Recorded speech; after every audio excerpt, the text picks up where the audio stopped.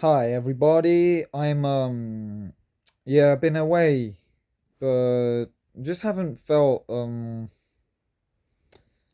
haven't wanted I don't know, just haven't done any videos, and I guess it's somewhat because I don't know why. I just haven't been doing it. Anyway, um I realized that bashing contemporary art is really important again. Um I've been um I've been reflecting a lot these last few months, ever since I got back from Paul's, because the trip to Paul's was very important for me. I learned an immense amount in just a month, and via conversation and via practice of art, like not just about art itself, but about philosophy and about life and the world, and then also about what I'm doing and what my aims are. Um, and a big thing I realized was that um, I'm I I I was really into true. I mean, I am really into true painting. I was really into it at the start, and I went all in. I remember it was about this time last year where I'd just gone through my last sort of stint phase in my art studio by myself making, and I turned out a load of really kind of like awful abstract paintings. And then I threw my fucking my paintbrush on the floor, and I just, I just sort of, I just sort of screamed, and I was like, oh, forget this. um and then slowly got rid of that studio, and packed those materials in, and just decided that I was no longer gonna do it that way. That was the moment as well where in Portugal I decided that I was gonna finally give in to this man and take his teaching really seriously, that he must be correct. And and so I went all in with it this time last year, and it's been such a big artistic adventure. Within that year, I went to his place to meet him and everything, and to learn directly. Um, and I remember I was painting outside in the parks and in the pub in the local Weatherspoons in January. And then in March, I was painting still lives with apples and oranges. And then I started to do flowers a bit, and then the whole while I'm trying to do history, trying to draw compositions of like figures, history painting compositions. Like if you don't know what history painting is, it's basically when you think of Renaissance, figurative painting. So I was trying to do that the whole time, and then I went to Paul's before July, or in July, and so I went all in with it. But the whole time, because I'm nothing if not cautious, although I'm a very spirited person, and I take big risks and I take big leaps. I'm also all the while cautious. I think on the move. I don't think before I do something and hesitate. I do something, and then as I'm doing it, I think about it, which sounds a bit like, it sounds a bit dangerous, really. Like, so I leap off the cliff edge, and I try to fly, and then but whilst I'm doing that, I'm thinking about it.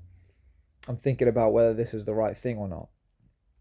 And so I must admit that over the last year, even though I went all in on this, I did also have some reservations about it. I thought, maybe no, I don't know, or I don't know about this idea. I generally agree with the concept, but then there's little bits of it where I'm like, I don't know about this and I don't know about that. And a big one for me was the criticism of contemporary art. Even though I really don't like contemporary art, and that's always been a thing for me. What it was my issue was like, why dislike contemporary art, like the reasoning to dislike it, and not only the reason to dislike it, but also like whether there's a point in whether there's even a point talking about contemporary art. Because for me,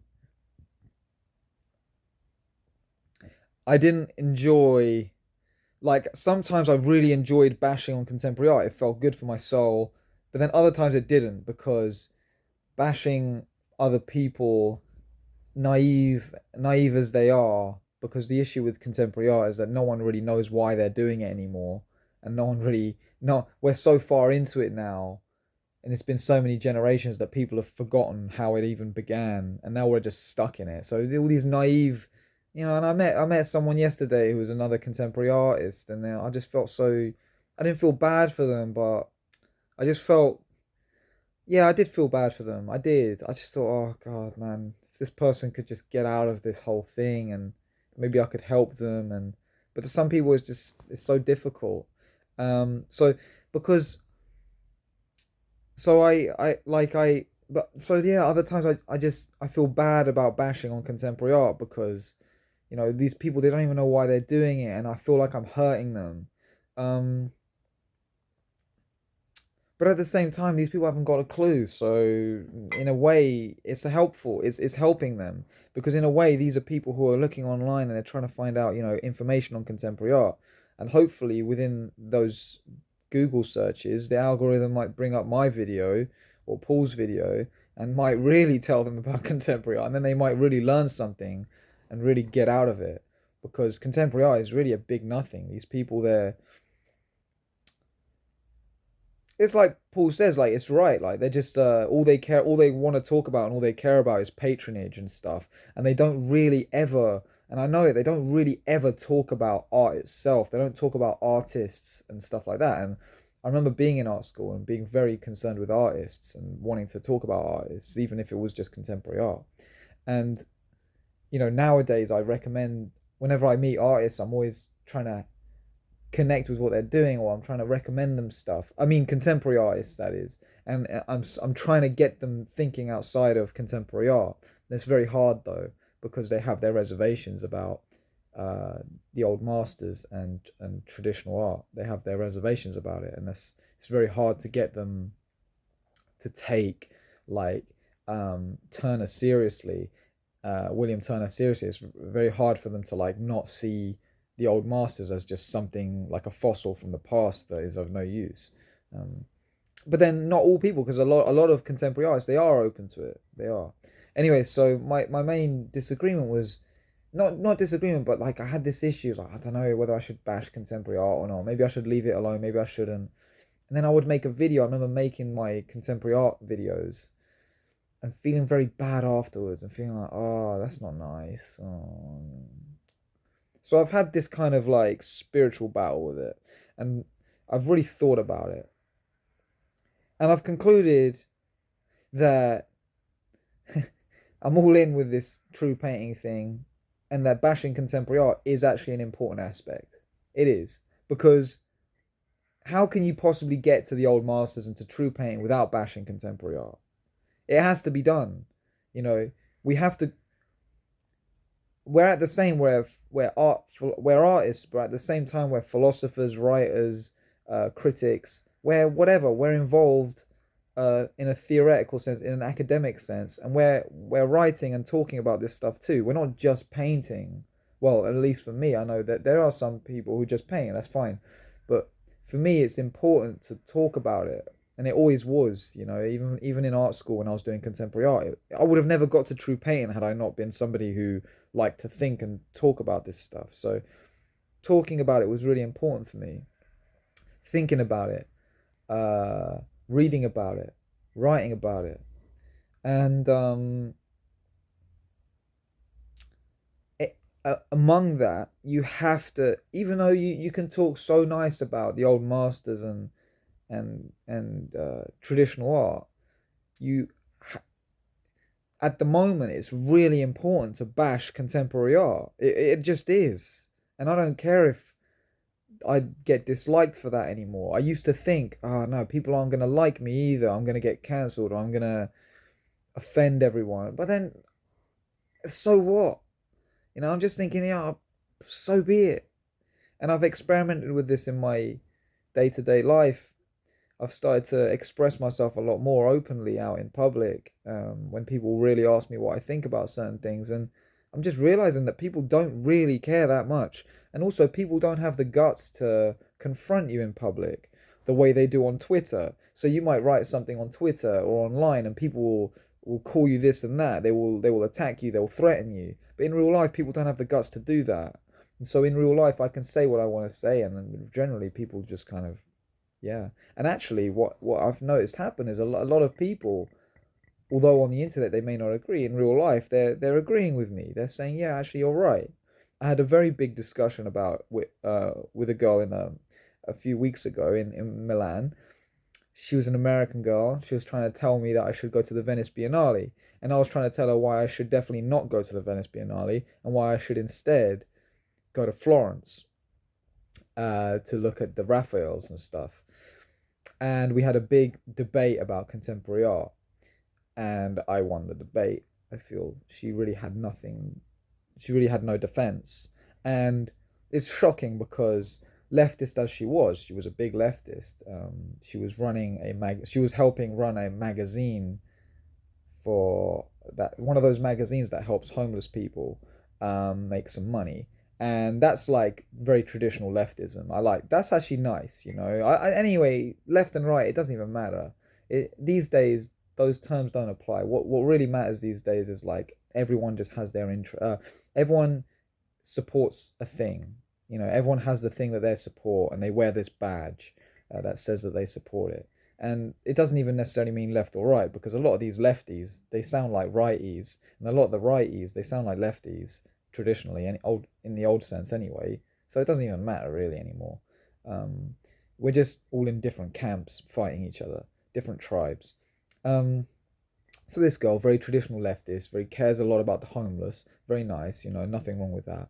But then she supports this contemporary art, this preposterous thing um, that is basically a money laundering scheme run by gazillionaires. And I tried to figure out why she was supporting that, and she really didn't have an answer. And it's that contradiction, you know. You've got the big leftoid making the contemporary art piece, the installation or the performance art piece that's all about, you know, globalism and saving world hunger and world poverty and homelessness or whatever, but they're being financed by this guy who's basically using them to kind of write off a load of money on the taxes and a bunch of other evil shit, highly likely. Uh, I'm not anti-rich people by any means. I'm not a communist. I'm just saying that.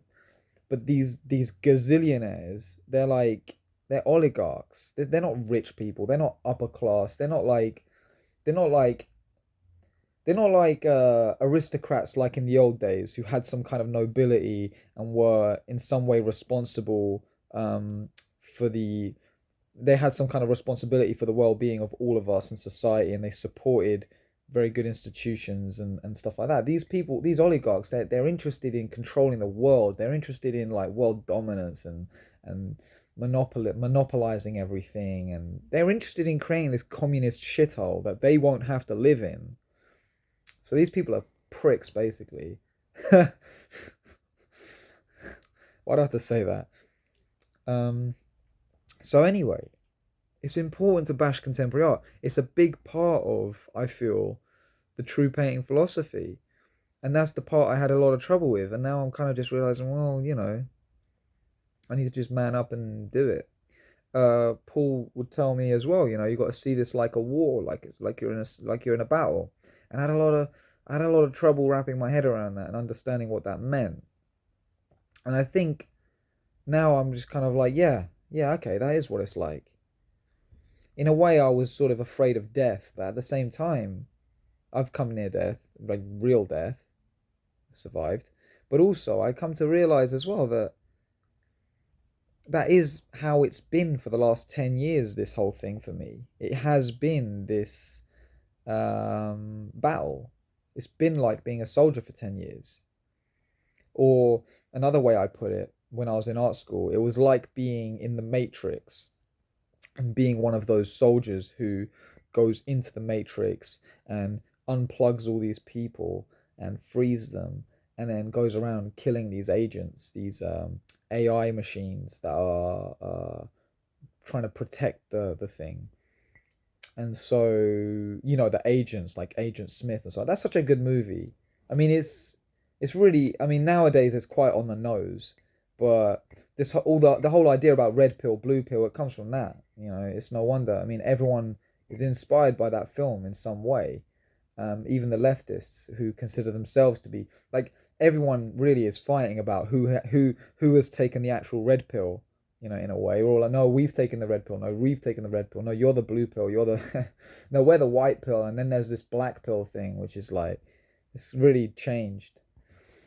But for me, I feel like I know what the red pill is about now. And bashing on contemporary art is really important. It's highly important endeavor because we need to get rid of that. It needs to be dominated and removed. And we need to prove our point, not just via words and via, intellectual combat and just destroying them intellectually in front of everyone and humiliating them. But we also need to humiliate them artistically. Well, they humiliate themselves artistically, but I think what needs to be done and what's really important as well for true painting is, and Paul says this all the time, it's there's people out there painting, like there just are, like you go out there and there's all these artists who don't mind being called kitsch, and they just do a bit of painting, and there's never been so many shows like this. I went to one yesterday, I went to one last month. I've been going to up to London to see these painting shows for the last few weeks, and they're just sort of like people who, they're not contemporary artists, they might not even know what contemporary art is, but they like painting and they put their paintings up, and then they have these big survey shows, a bit like a big salon show, but it's just not that good.